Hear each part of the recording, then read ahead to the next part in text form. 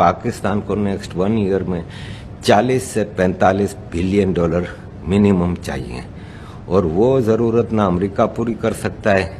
ना वेस्ट पूरी कर सकता है, और अरब्स भी पूरी नहीं कर सकते। ऑल्दो के सऊदी अरब वगैरह जो मदद कर भी पाते हैं तो रिजर्व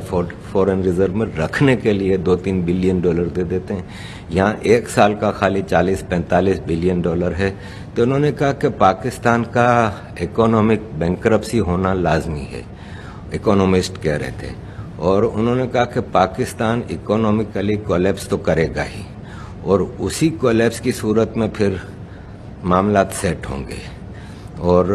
उसमें सोमालिया की मिसाल दे रहे थे कि सोमालिया में जिस तरह एक वॉरलॉर्ड्स का मैदान है, गवर्नमेंट का वहाँ पे कोई हाल नहीं है, इसी तरह फिर पाकिस्तान का होगा कि मुख्तलिफ इलाकों में जिसकी चौधराहट है वो अपना हिसाब किताब चलाएगा, और पाकिस्तान में सरकार का एज सच कोई मेजर रोल रहेगा नहीं, और ऐसे में इंटरवीन करेंगी सुपर पावर्स।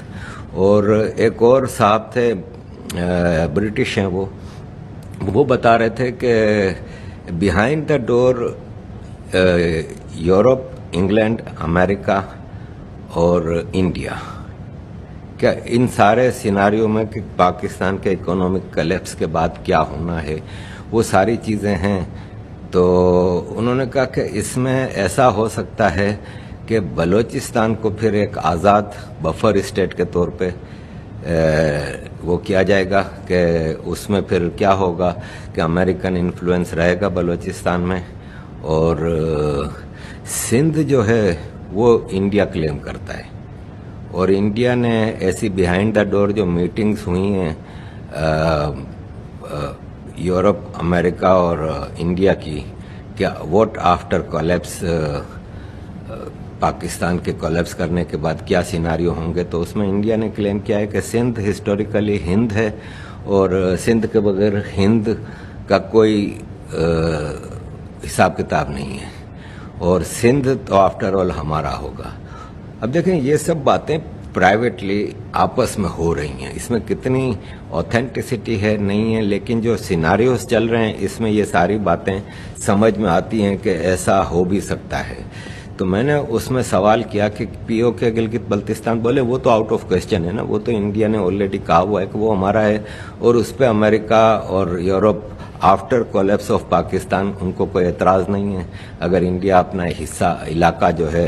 कश्मीर का और गिलगित बल्तिस्तान का, वो वापस हासिल कर लेता है, तो उस पर दुनिया को कोई एतराज़ नहीं है, वो तो हो जाएगा, वो तो उसका तो बड़ा इशू नहीं। सिंध के मामले में वो कह रहे थे कि ये भी एक बातचीत चल रही है कि आधा सिंध हिंद को दे दिया जाए, जिसमें बावलपुर से लेकर ठट्टा और ये सारा इलाका ईस्टर्न जो इंडियन बॉर्डर के साथ सिंध का हिस्सा है, वो इंडिया भी सोच रहा है कि पूरा सिंध लेना हमारे लिए, क्योंकि जब आप वेस्टर्न सिंध की तरफ आते हैं ना, तो वहाँ पे मुहाजिरों की काफ़ी बड़ी तादाद है, पख्तूनों की बड़ी तादाद है,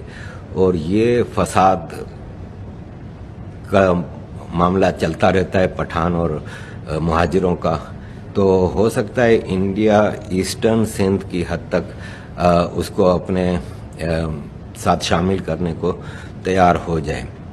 ये भी बताया गया कि मुख्तलिफ डिस्कशंस चल रही हैं। पाकिस्तान का जो हिसाब किताब है उसमें ये चीज़ें सब नज़र आ रहा है कि कुछ ना कुछ तो डेवलपमेंट होगी।